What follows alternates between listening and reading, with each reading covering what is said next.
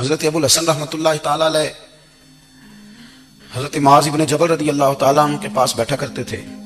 فرماتے ہیں ان سے جو پیار بڑھا تو پھر میرا مصلی سے بھی بڑھ گیا. تابعی ہیں. فرماتے ہیں صحابی رسول سے محبت ہوئی تو ذکر سے بھی ہو گئی, پھر درود شریف سے بھی ہو گئی. محبت ان سے بڑھی تو پھر اللہ نے مسجد کا پیار بھی بڑھا دیا.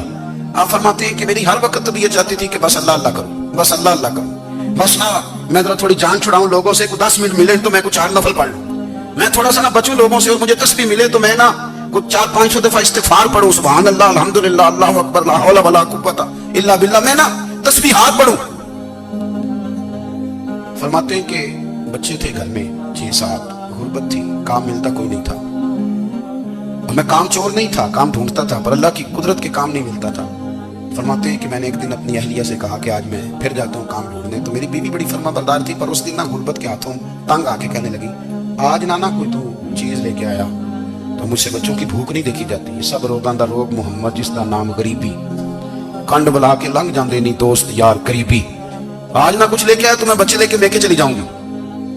شیخ فرماتے ہیں کہ میں بڑا پریشان گھر سے نکلا, پر میں نے صبح سے لے کے زور تک کام ڈھونڈا, کام ملا کوئی نہیں. تو میرے دل میں خیال آیا, چلو کام نہیں ملتا تو اللہ اللہ تو کرے نا, چلو بندوں کی مزدوری نہیں ملتی تو رب کریم کی عبادت ہی کرتے ہیں. فرماتے ہیں کہ میں نے نا فرات کے پانی سے وضو کیا, نہر کے, شدید دھوپ تھی, ساتھ ریت تھی اور ریت تپ رہی تھی. میں نے اپنا رومال وہیں مصلی کے طور پر بچھا لیا, اور فرماتے ہیں کہ زور سے لے کر عصر تک نماز پڑھی. دھوپ بھی پورے زور پہ, پر میرے سجدے کا ذوق بھی پورے زور پہ.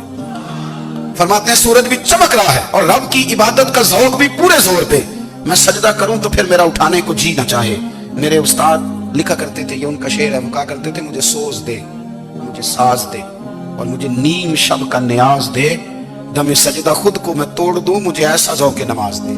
اور میں تیری بہار کا پھول ہوں, میں کھلا بھی ہوں تو تیرے لیے, مجھے میری شاخ سے توڑ لے, مجھے اپنی زلف کا ناز دے. بھائی فرماتے ہیں کہ عصر تک میں نے نفل پڑھے, دل ڈھلنے لگا, عصر کی نماز پڑھی اور میں وہاں سے چلا. اب میں جب نکلنے لگا تو دل میں خیال آیا کہ چھوٹی چھوٹی دیواریں ہیں گھر کی, بغیر کچھ لیے جاؤں گا تو بیوی دور سے دیکھے گی تو شور کرے گی کہ پھر خالی ہاتھ آ گیا ہے. کہتے میں نے اپنے اسی رومال میں جس میں میں نے نماز پڑھی تھی نا, رومال میں کی عقیدے پنجابی جسافہ کہتے ہیں, اسی میں نا میں نے کچھ ریت بھر لی کہ وہ دور سے دیکھے گی تو سمجھے گی کچھ لے کے آیا ہے, چلو جا کے اسے بتا دوں گا کہ آج پھر مزدوری نہیں ملی. کہتے ہیں وہ ریت لے کر جب میں گھر میں گیا تو پہلے بیوی دروازے پہ کھڑی ہوتی تھی, پوچھتی تھی خالی ہاتھ آ گئے ہو, آج میں نے دیکھا تو ہے ہی کوئی نہیں. فرماتے میں اندر داخل ہوا, سلام لیے, کونے میں نے وہ رومال رکھ دیا اور میں نے آواز دی کہ بھلی مانس کہاں ہو. تو وہ کہنے لگی آپ منہ ہاتھ دھو لیں, میں روٹی لے کے آئی.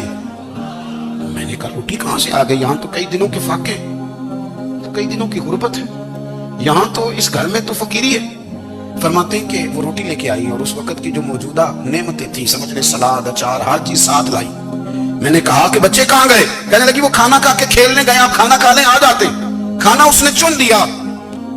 میں نے حیرت انگیز لہجے میں ساری نعمتیں اپنے دسترخوان پہ دیکھ کر کے بیوی سے پوچھا, یہ کہاں سے آیا کھانا, بچوں کو تو نے کہاں سے کھانا کھلایا, یہ سارا کچھ کیسا ہے. کہنے لگی پتہ نہیں آج آپ کس کریم کی مزدوری کرنے چلے گئے تھے, پتہ نہیں کس کریم کی, میرے گھر میں تو اتنی نعمتیں آئی ہیں کہ مجھ سے سنبھالی نہیں جا رہی, اتنا اناج ہے, اتنا گندم ہے, کس کریم کے دروازے آج چلے گئے تھے.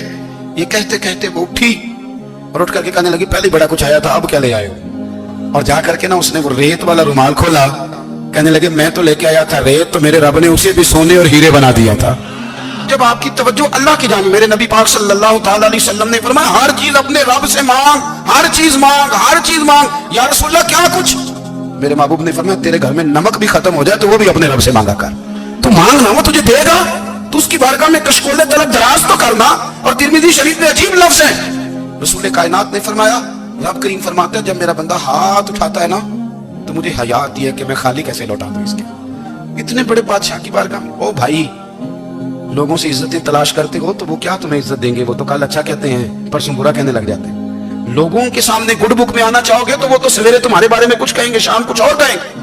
اپنی روحانی زندگی آباد کریں, اپنے مصلی کو وقت دیں, اور دنیا سے چھپ کر اس موبائل کو بند کر کے اور اپنے آپ سے بھی چھپ کے اور تنہا ہو کے چھپا کے سارا کچھ اپنے آنسو اپنے رب کی بارگاہ میں پیش کریں, اس کے حضور حاضری دیں.